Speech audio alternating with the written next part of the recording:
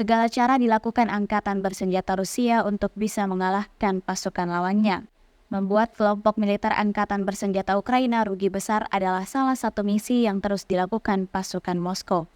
Terbaru, pasukan Rusia berhasil menemukan tempat penyimpanan senjata dan amunisi militer musuh dalam jumlah yang cukup besar. Rekamannya ramai beredar di media sosial Telegram pada Rabu 17 Desember 2024.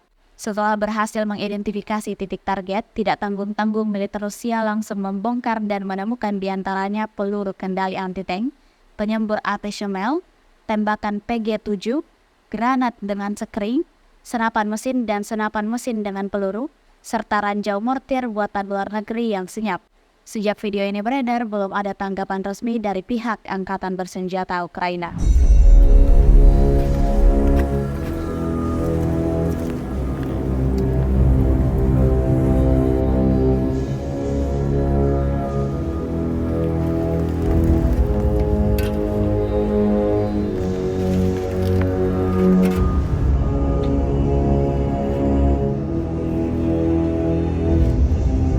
Хотя вставляли тайники.